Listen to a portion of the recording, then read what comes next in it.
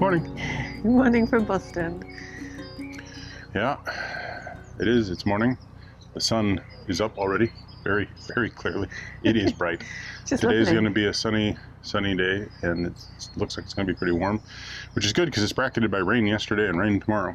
Which is why we're moving today, and we're leaving Boston. Well, not really leaving Boston. We're leaving the Boston moorings, and we're not going that way to the wash. We're going that way back to Anton Scout, and we're going onto the navigable drains. Poor Anton. Poor Anton. Poor Anton. Yeah, so that's quite exciting. Like, looking at the map, we've got this route planned out of where we want to go, but I think the reality is that's quite ambitious because it's a long way. It is. It's a long way. It's also like, so it's a bit hard to say because we've read through some blogs of people who've previously done portions of them, going back to people going up sections in 2015 and 2005 and then skipping them later, and yeah, it's hard to tell what's actually navigable. The people at the drainage board said basically, I wouldn't go too far up. Okay, well that's good to know. Too far up towards the ends is a bad idea, but where that too far up is a little bit unclear. There are known very low footbridges in a lot of different places, and there are known very low road and other bridges on certain ones. Those are marked, and we know how low they are, and they are too low. so there's a couple of routes we definitely won't take. There's limited mooring, so we can stay on there, but we need to be back where the mooring is, like, by dusk. Yeah. But yeah, I just think each arm is going to be a long way. Like, I don't know how far. And there's sort of two systems. There's the systems run by the drainage board, and then you go through the lock essentially directly above Boston, and you end up on a section that is run by the EA. Well, we've got a gold license, so we don't have to worry about any licensing things or anything for that one, because it's included. But at least I think it is. I hope it is. Well, it certainly should be. Anyway, yeah. So we've got kind of, there's only two locks up there. There's Anton Scout where we go through. You go onto the drains, and then there's one more lock. And there's one more as you go down towards Maud Foster's Windmill, which is the place where the silver propeller location we're going for actually is. And if anyone doesn't know what a silver propeller is, because we just talk about it like everyone knows, it's basically an initiative run by the Inland Waterways Association to encourage boaters to go to less visited waterways, the drains being one of them. And to get your silver propeller, you need to visit 20 of the, I think there's now 42 locations. Mm-hmm. I think we're on about 32. Obviously, we're trying to go to them all because, why not? Yeah. And it's the 40-something that are because they just added 3 in 2021. Yeah, there was 39, now there's 42. Yeah, and some of them are in Scotland, some of them are on disconnected waterways, but this list includes the 43 are all on the interconnected. Okay, so we're not including the Scottish ones. No. Even though one of them, 3 added was in Scotland. No, 3 added were in England. The 3 added were... Oh, there were 3 added in England. One was Preston, one was Coventry, and one was Preston, Coventry, and one was somewhere else. But we have been there. Right. Good. Excellent. I can't remember where it is. So we suddenly gained 3, basically, in 2021 because we'd been there. The point, though, is to get to 20, and we've more than done that. Yeah, we did that. So now it's really just obsession. Yeah. And his obsession rather than mine. It's more, my obsession than hers. But anyway, the drains are going to be fun. Yeah, and we got to do them because the next one is on the Black Sluice, and then there's one on the River Welland, I think. And the River Welland one may be cut off because there's a lock that has silted up, and there's a lock that has silted up down there and may not be in operation. Yeah. Which will be annoying. Which will cut us off from one entirely. We'll find out. Hopefully we still get to visit Spalding. We were hoping to visit Spalding, which is down there, but yeah, last I heard. Yeah, so we'll find out about that one. But so yeah, we've got about 2 miles to go back to Anton Scout, or we can turn onto the drains. George and I are going to walk because I think once we're on the drains, we're pretty much going to be stuck on the boat. We're not going to be able to get on and off. Mm-hmm. So I'll get his walk in now, and I'll meet you at the lock. Yeah, we've had some notice that this lock can be really hard to move. Uh-huh. So maybe meet me on the mooring pontoon and I need to put George back on the boat anyway, because...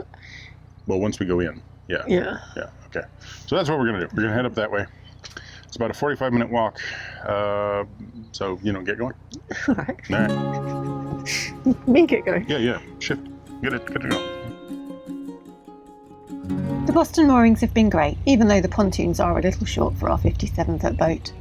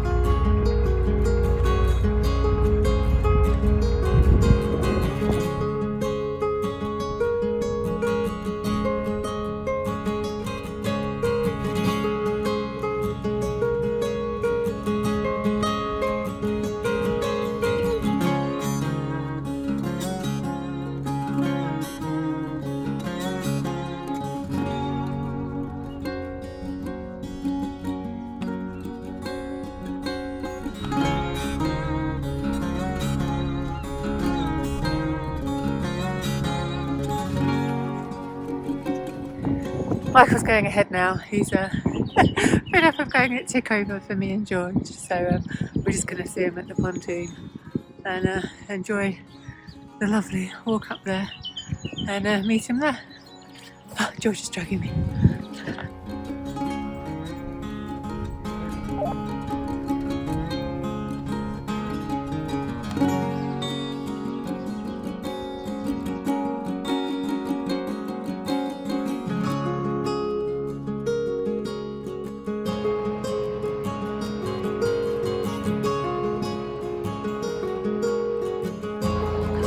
So Joe's walking somewhere along the walkway up there.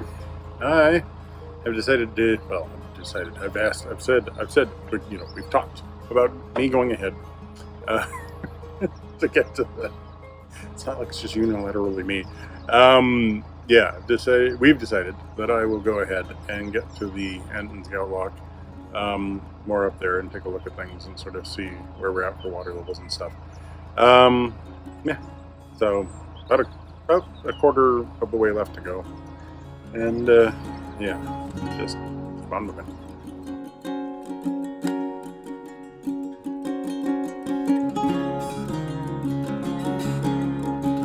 Having spotted the Boston Pendulum lookout point from the boat on the way down, I can't resist climbing the steps with George on our way to Anton's Scout to see the view.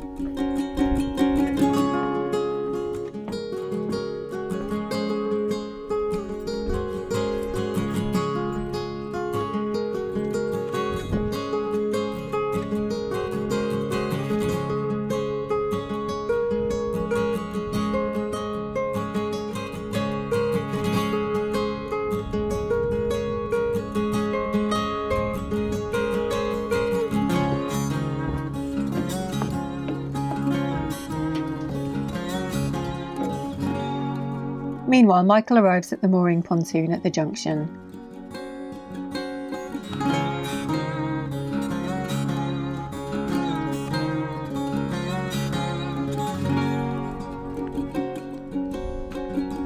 So, just arriving at the lock about 5-10 minutes after Michael, and part of me was hoping that he'd have gone through already single-handed, but he's apparently just got the gates open and they're heavy, so I'll go and find out how he's getting on.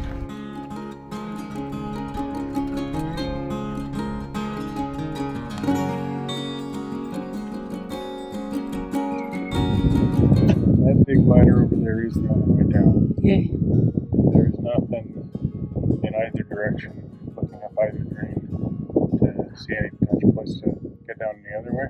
So I have to get George on now. Yeah. Then the other problem is that they've got safety locks on all of windlasses.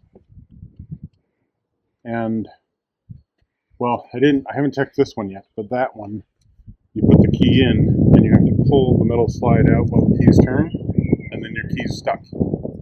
So until you push it back in again, you can't open another one without another WATERWAYS key. Alright, well, get me the spare key.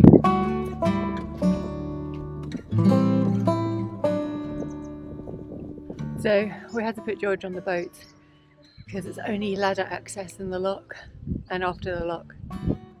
So he won't be happy. And Michael's just pushing off now to bring the boat in. And then we'll be heading on to the drains.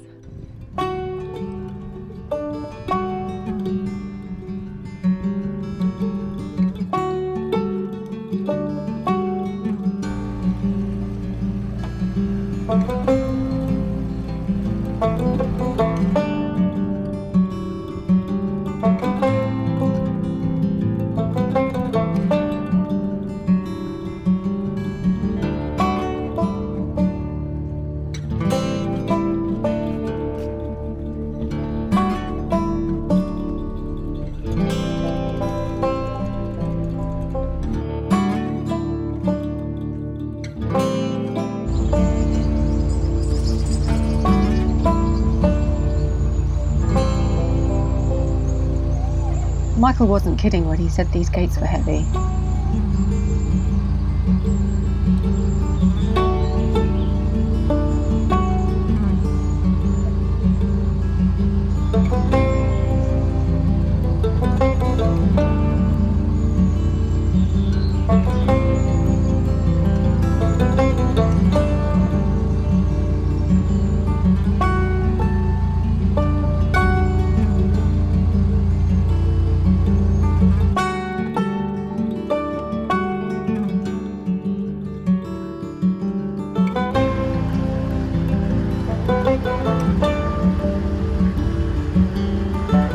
And that's the ladder I'm going to have to climb down to get back on the boat. Not looking forward to that.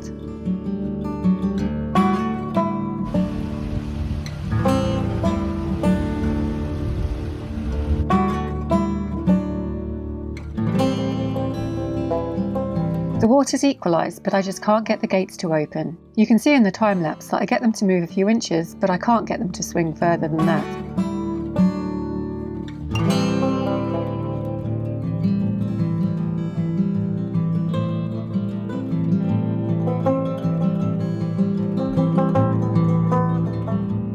Eventually I run across to the pub on the other side of the navigation, and the landlord very kindly comes back to the lock with me to help.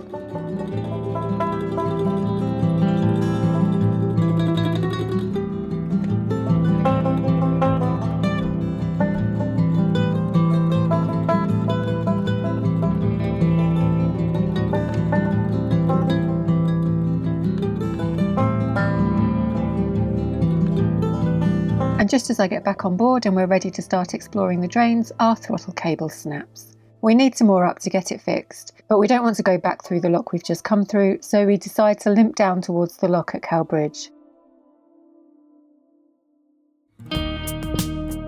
I steer the boat when Michael pops down to the engine bay to manually adjust the throttle, so at least we'll have a little more power to the prop and a little bit more speed.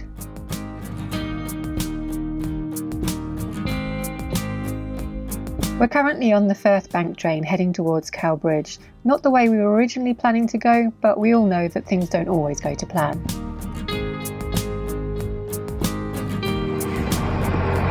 Yet another good fun day. We were getting out of the lock, we came out of the lock. Joe climbed down the ladder, I went to accelerate, and apparently our throttle cable snapped at that exact moment, which I swear is Neptune's way of telling us we're Not to go on the wash. No. It's shaking down. It's saying these are the parts you need to get changed before you go on the wash. Good fun. So now the problem is that basically there's no way. The cable snapped somewhere inside there. If I shift, the remnant of the cable pushes the throttle back into safe, like off, basically. So I've manually I've gone down while Joe was steering, and I've manually put us into about 1200 RPM, and that gives us forward motion, which will get us over to the Maud Foster area. As soon as I go to shift into reverse, though, I'll lose all forward thrust, and I'll just have the most tick over possible, which will make, you know, either mooring up or getting into the lock real fun. Yeah, so I think I could rig up a shift system if I have my vice grips and could get the cable, like the broken bit of cable out. But we just need to be somewhere we can stop to have a proper look. Yeah, that's the issue. There's like drains. Just in this steep bank. Yeah, the steep bank. There's not a lot of depth on either side. So yeah, the most sensible thing is to proceed forward, get to the lock at least, if not through the lock and down to Maud Foster, if you can limp on down. At least from the Maud Foster area, we'd be able to get a part probably in the next couple of days somehow. We'll be in Boston then back. So. Yeah. Oh, it just depends if that lock is any easier than that last lock. Well, this lock is supposed to be harder, so good fun for that. Although it's because there's a golf course, there's no balance beams on the doors on one end, and it's a guillotine on the other end. So we'll find out. Yeah.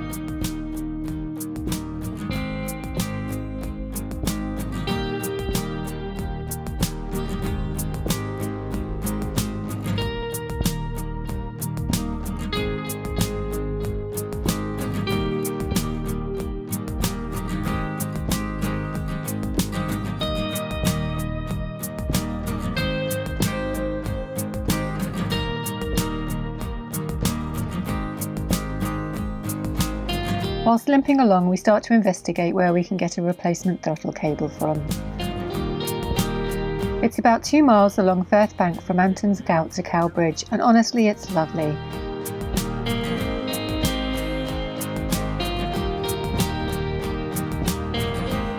It would be even nicer if we had a working throttle, but we're grateful to have momentum right now.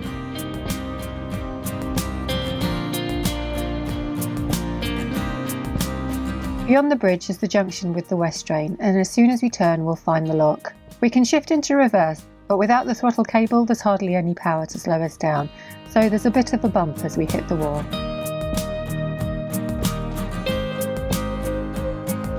We managed to guide the boat towards the lock, but these little lock gates are pretty heavy and I can't get them to shift, and so Michael comes down to the bow to try and push them open.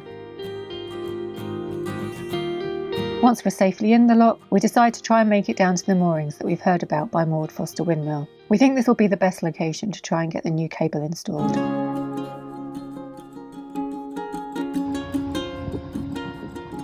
We've never seen lock gates like this before. The only way to get them shut is by using the boat hook, as they don't have any balance beams.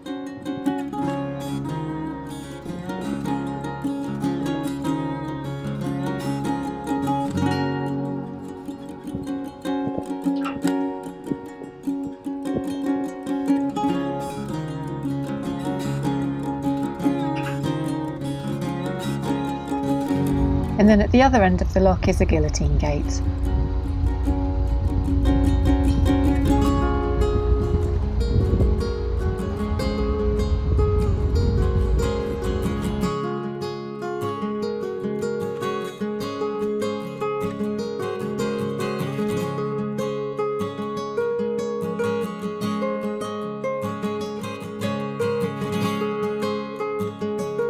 It's just over a mile from here to the moorings at the Windmill, and so we decide the most sensible thing would be for me and George to walk, so we'll be available to catch ropes and help Michael moor up at the other end.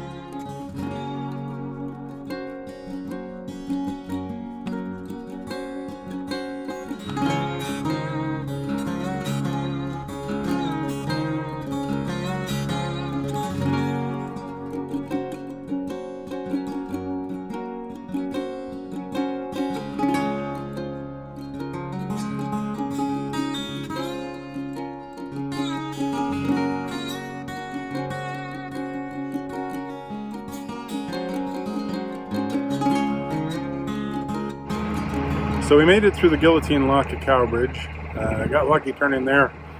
I just kind of went past the only place where there's anywhere to actually sort of get crew off. Turned, smacked rather harder than I'd like, but still at just like tick over speed, well actually less than tick over speed, into a wall. But found ourselves pointed straight at the gates, which we were able to push open by getting the nose up to them and then physically manhandling them out of the way. No balance beams on those things, so that's good fun. So the throttle cable's still completely buggered. What I've done is jump down into the engine bay and manually push the throttle up to about 1100 RPM, which is at least allowing me to make some headway against the wind, because stickover wasn't allowing me to do that. And yeah, now the fun part is we're trying to get down to Modfoster, where the windmill is, where there's an actual mooring place where we can tie up. It wouldn't be that useful for us to be back at the golf course back there for parts and stuff. So if we can get down there, get on a space and get tied up with no throttle, we can at the very least make sure we can get parts. Joe's called the RCR because although we've never used River Canal Rescue, and in fact never actually been members of River Canal Rescue, we have now got RCR cover, basic cover at least, through our insurance company. So we called them just to check, and it turns out they might be able to get us the parts and get them installed, all for just a 50-pound call-out fee, which, considering the likely amount of trouble in taxis and everything necessary to actually get the parts, it's probably going to come out as, like, you know, not really any more expensive. So we might be doing that. But hey, at least we get to see the beautiful area above Modfoster Drain. Joe gets to make the legs walk along the very long green stretch. And in a minute or two, we should come around the corner and see a windmill. That's cool.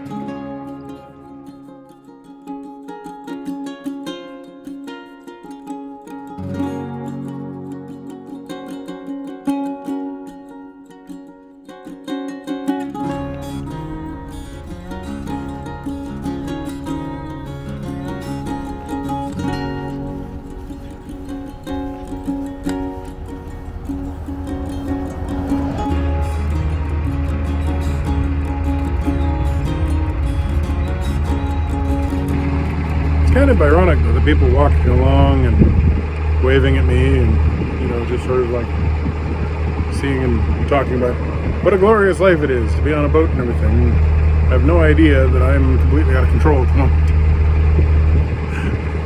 I got a stuck throttle.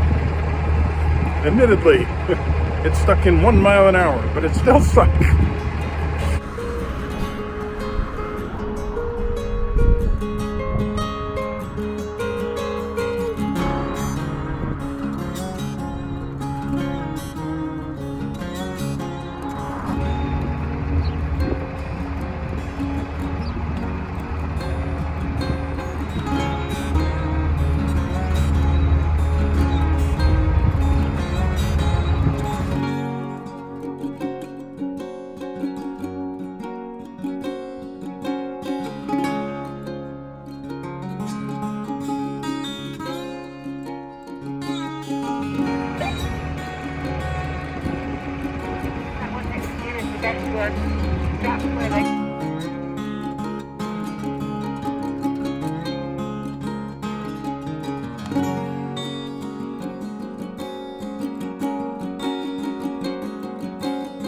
So much for me walking ahead to catch a rope.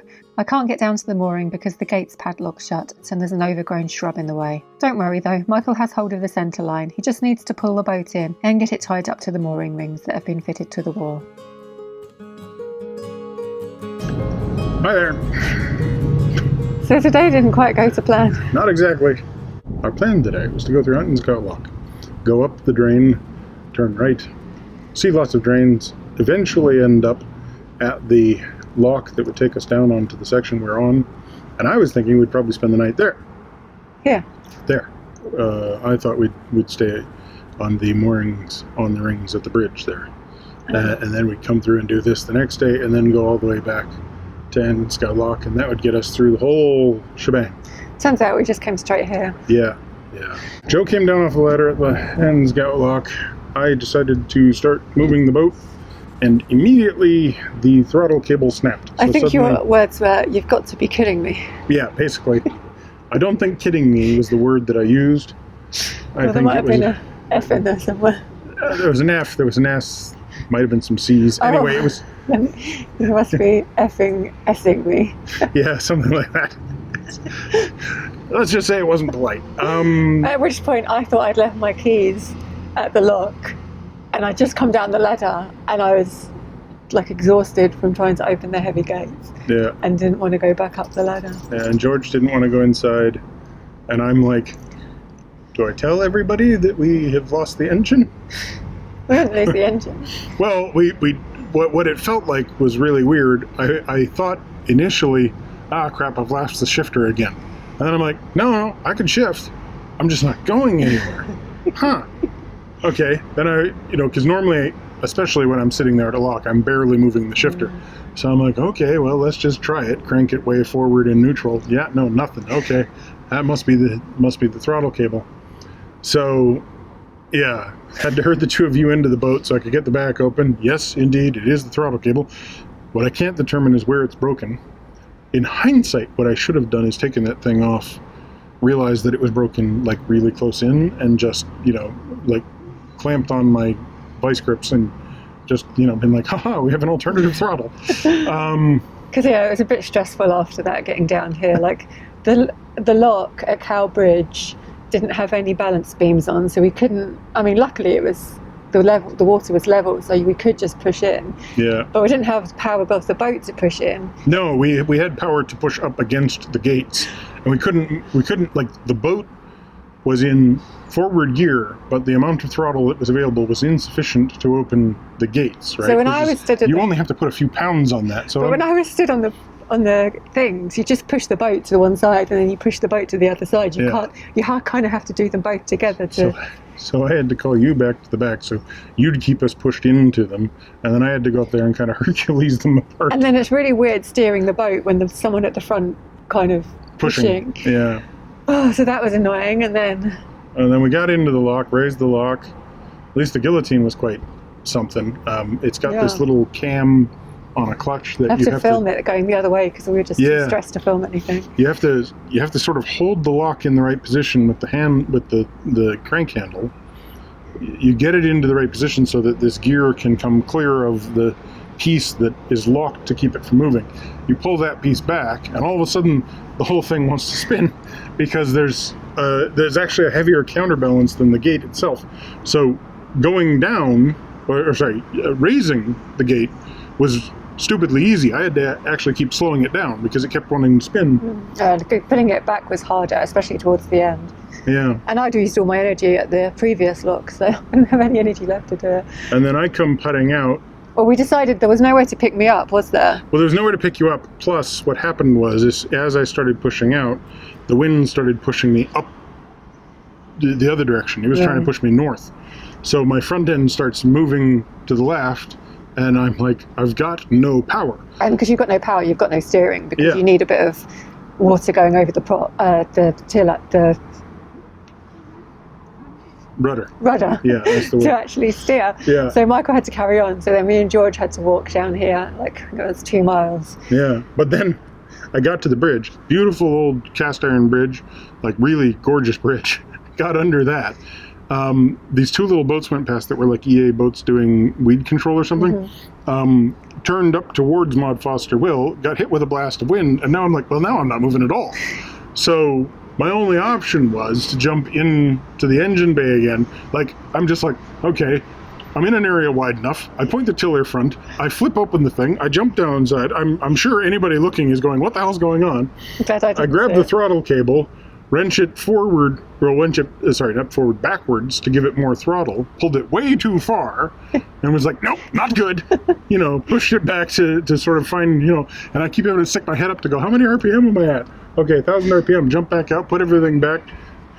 Does everybody realize that a pilotless boat has been revving its way down this river? And then we got to this mooring that we knew about, but oh, that was its own drama, because we're basically up against this brick wall and there's a little gap. So we had to get the stern against the gap. Well, when we got here, the boat swung right out. Should have actually just tried to turn it then, but... Probably, yeah. But me and George were stuck on the other side of the fence that has padlocks shut, not with British Waterway padlocks, but with some fancy EA padlocks that no one has keys to. Yeah. So we couldn't get over to help you. And then, so yeah, finally got moored and then spent an hour trying to get on the phone to EA to... Well, because the packet, so there, I guess it was called the Packet Inn. I'm not sure if it's still actually up here. I haven't even been off the boat. But so there's an EA sign there that still says the mooring is there. And there's a sign pointed up towards the gate. But the stairway has been left to just rot and ruin. And there's plants growing. And at the top, there's like a small shrub that's grown up and is blocked off the gate, which is probably why somebody locked the gate. But then I get through to the helpline, and they take the grid reference number, and then the first guy was just like, oh my God, I'm just sitting there the entire time. He's like, how do you know it's a mooring? And I'm like, because it says mooring, M-O-O-R-I-N-G. It's a sign. And I actually had to read it out. I'm like, that's how I know it's a mooring. And there's mooring rings. Yeah, well, there's mooring rings. Finally, I call back. I get a hold of the guy, Gary. Now, Gary, he's a boater, so he's like, oh God, yeah, no, okay, I get it. You've got trouble. So, and he did call back to say that someone local was going to call us, but that person hasn't called yet, so who knows what's happening with that. Yeah, and well, hopefully the local team can get out here and at least make it so that the River Canal Rescue, who we've actually called out, although we've never done that before. Did you give them the card number, by the way? No. Okay, well, we'll pay them at some point.